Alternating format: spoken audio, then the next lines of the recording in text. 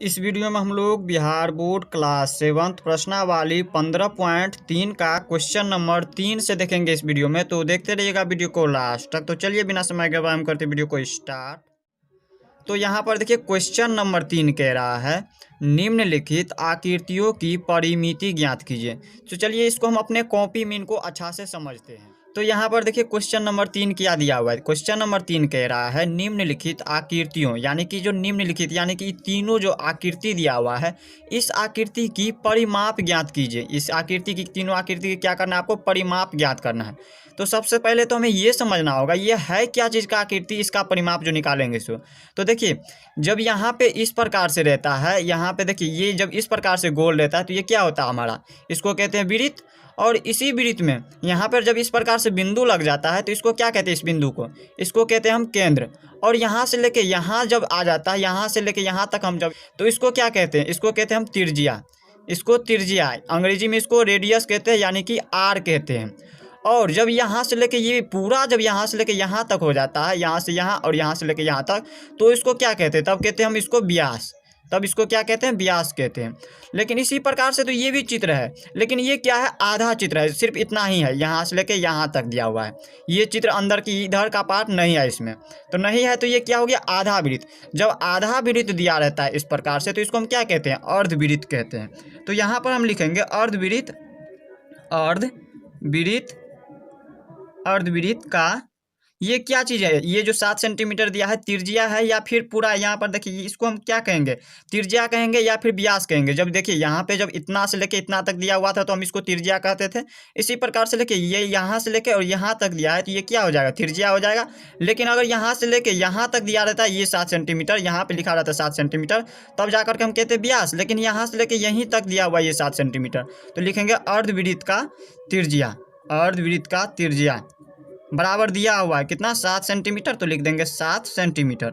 और क्या कह रहा है इसके बाद, अर्धवृत्त की इसके बाद परिमिति ज्ञात करना है इस चित्र में। तो यहाँ पे लिखेंगे अर्धवृत्त की परिमिति। अर्धवृत्त की परिमिति।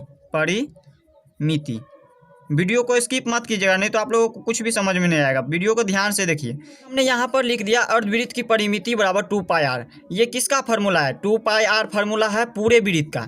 ये किसका फार्मूला है, पूरे वृत्त का फार्मूला है 2πr। लेकिन इसमें तो आधा वृत्त सिर्फ दिया है, आधा वृत्त दिया है, तो क्या करेंगे हम इसको 2 से भाग कर देंगे। इसमें क्या करेंगे, 2 से भाग कर देंगे। याद रखिएगा, जब हमें मान लीजिए हम एग्जाम्पल के माध्यम से इसको समझते हैं। मान लीजिए आपके पास 50 रुपया है और आपको कहता है 50 रुपये के आधा करने के लिए, तो आप क्या करते हैं, 2 से इसमें भाग देते हैं 50 में। तो 25 दूनी के 50, 25 बार में ये 50 कट जाता है, यानी कि आधा इसका कितना हो गया, 25 हो गया।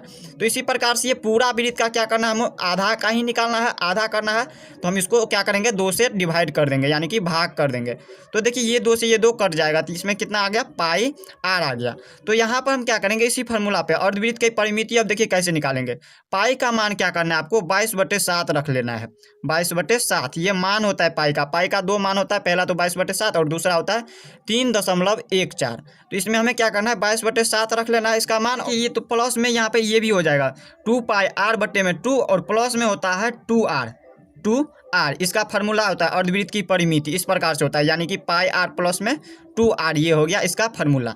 तो पाई का मान 22/7 रख लिए और r दिया हुआ है, त्रिज्या दिया है, r बराबर यहाँ पर दिया है 7 सेंटीमीटर। तो गुना का चिन्ह देंगे और r की जगह पे लिख देंगे 7 सेंटीमीटर है। इसके बाद लिखेंगे प्लस का चिन्ह है तो प्लस का चिन्ह, और 2 है तो लिख देंगे 2, और r का मान फिर से इसी को रखेंगे, यहाँ पर लिख देंगे इसको गुना में 7 सेंटीमीटर। अब देखिए इसको हम सोल्व करेंगे। यहाँ पर देखिए ये 7 से ये 7 कट गया, इसके बाद ये 22 बच गया, तो लिख देंगे 22, और प्लस का चिन्ह है तो लिख देंगे प्लस का चिन्ह, और इन दोनों को गुना कर देंगे। 2 को 7 से गुना करेंगे तो 7 दूनी के 14। सेंटीमीटर में है तो लिख देंगे सेंटीमीटर में। अब इन दोनों को जोड़ देंगे, 22 को 14 से जोड़ेंगे तो 22 में 14 जोड़ेंगे तो कितना हो जाएगा, यहाँ पे हो जाएगा 36 सेंटीमीटर। यही हो गया पहला का आंसर। अब देखिए इसी प्रकार से दूसरा नंबर को यहाँ पर देखिए कर लेते हैं।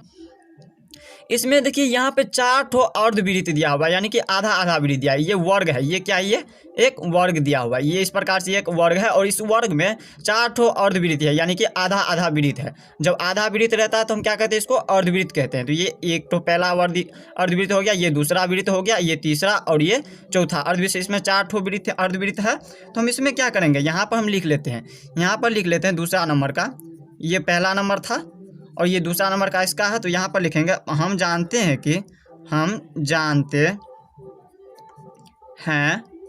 कि अर्धवृत्त का परिधि अर्धवृत्त का परिधि बराबर क्या होता है। जब यहाँ पर देखिए, इसमें भी आप लोगों को याद रखना है, जब त्रिज्या दिया रहता है हमें तो हम क्या करते हैं, उसमें लिखते हैं पाई आर।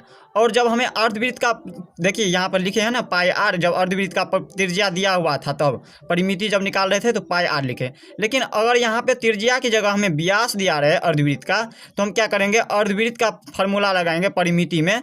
यहाँ पे पाई आर के जगह पर लिखेंगे, यहाँ पे पाई डी, यहाँ पे आर की जगह पे हम डी लगा देंगे। तो हम क्या करते हैं इसमें, उसी प्रकार से इसमें देखिए ये जो है यहाँ पे इस प्रकार से जो दिया हुआ है, ये यहाँ से लेके यहाँ तक दिया है 14 सेंटीमीटर। जब पूरा दिया है तो ये 14 सेंटीमीटर, ये क्या हो गया, व्यास हो गया। यहाँ पर जब यहाँ से लेके यहाँ तक देखिए आधा दिया रहता है तो हमारा त्रिज्या होता है, और यहाँ से लेके ये पूरा दिया रहता है तो हमें क्या होता है, व्यास होता है। तो ये हमारा क्या हुआ, व्यास हुआ। तो यहाँ पर देखिए अर्धवृत्त का परिधि हम लिखेंगे यहाँ पे पाई डी, और बटे में क्या करेंगे, हम 2 लगा देंगे, क्योंकि ये क्या है, आधा है, पूरे क्या होता है पाई डी। अर्धवृत्त का यहाँ पर देखिए परिमिति का, यहाँ पे अर्धवृत्त का परिमिति जब पूरा का फार्मूला जब यहाँ पर व्यास दिया रहता है तो पाई डी होता है। और जब यहाँ पे आधा है, आधा वृत्त है, तो आधा वृत्त में क्या करेंगे, 2 से भाग कर देंगे, यहाँ पे 2 से भाग कर देंगे। अब देखिए इसको हम ऊपर करेंगे, यहाँ पे इसके बाद करेंगे पाई का मान 22/7 गुने डी दिया हो, यहाँ पे देखिए 22/7 ये हो गया, और इसको हम बटे में कर देते हैं, ये 2 है तो गुना में 2, और इधर भी कर लेंगे 2 गुना में। यहाँ पे डी का मान कितना है, डी का मान दिया है यहाँ पर देखिए 14 सेंटीमीटर डी का मान दिया हुआ है। डी मतलब क्या हो गया, व्यास, यानी कि डायमीटर। तो यहाँ पर लिखेंगे डायोमीटर डी, इसको डी से सूचित करते हैं। तो ये 14 सेंटीमीटर दिया है तो लिख देंगे 14 सेंटीमीटर। अब देखिए इसको हम किस प्रकार से सोल्व करेंगे। अब यहाँ पर हम क्या करेंगे, इसको लिख लेंगे। यहाँ पर देखिए हम काट लेते हैं इसको, यहाँ पे 7 एकान 7 और 7 दूनी के 14 कट गया, और इस प्रकार से अब 2 एकान 2 और 2 एकान 2 कट गया। तो इसमें बच गया कितना, 22 सेंटीमीटर। तो लिख देंगे हम 22 सेंटीमीटर। ये हमारा क्या निकल गया, अर्धवृत्त की परिमिति निकल गया। ये हमारा एक अर्धवृत्त का परिमिति निकला है। इसमें कितना है अर्धवृत्ति, यहाँ पर देखिए इसमें 4 अर्धवृत्त है, पहला दूसरा तीसरा चौथा, इसमें 4 ठो अर्धवृत्त है तो चारों का निकालना होगा। तो ये जब एक का निकला इतना, तो 4 का कितना होगा, 4 का कितना निकालने के लिए हम क्या करेंगे, 22 से गुना कर देंगे उसको। तो यहाँ पर लिखेंगे चारों ऊपर कर लेते हैं, चारों अर्धवृत्त चारों अर्धवृत्त का परिमाप। एक अर्धवृत्त का परिमाप निकाले हैं 22 सेंटीमीटर, चारों अर्धवृत्त का परिमाप निकालेंगे, परिमाप बराबर कितना हो जाएगा, 22 है एक का तो लिख देंगे 22, और गुने 4 का निकालना है तो 4 से हम गुना कर देंगे। तो 22 चौके 88 सेंटीमीटर आंसर हो गया। ये इस प्रकार से दूसरा का। तीसरा नंबर यहाँ पे देखिए, ये एक क्या है, वृत्त है, और इस वृत्त की त्रिज्या यहाँ से लेके यहाँ तक जब रहता है तो हमारा त्रिज्या होता है, और जब पूरा दिया रहता है यहाँ से लेके यहाँ तक और तब उसका मान दिया रहता है तो हम कहते हैं उसको व्यास। तो यहाँ से लेके यहीं तक दिया है तो ये हो गया हमारा त्रिज्या।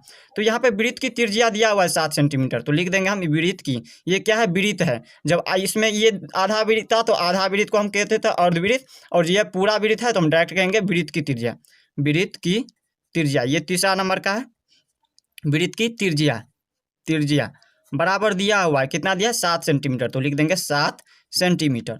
और इसके बाद क्या करना है, और यहाँ पे परिमिति निकालना है इसका, तो यहाँ पर लिखेंगे वृत्त की परिमिति, वृत्त की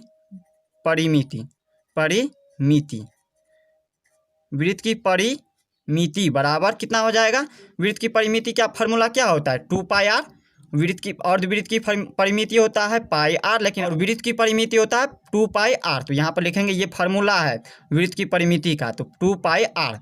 तो यहाँ पर हम क्या करेंगे, इसमें 2 लिखा है तो लिख देंगे 2, पाई की जगह पे लिखेंगे 22/7 गुना में 22/7, और आर का मान दिया हुआ है, त्रिज्या हमें दिया है 7 सेंटीमीटर, तो लिख देंगे 7 सेंटीमीटर।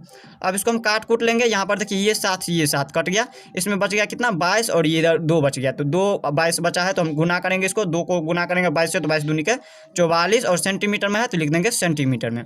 यही हो गया इसका आंसर। तो इस प्रकार से हमने यहाँ पे तीसरा नंबर देख लिया। अगले वीडियो में हम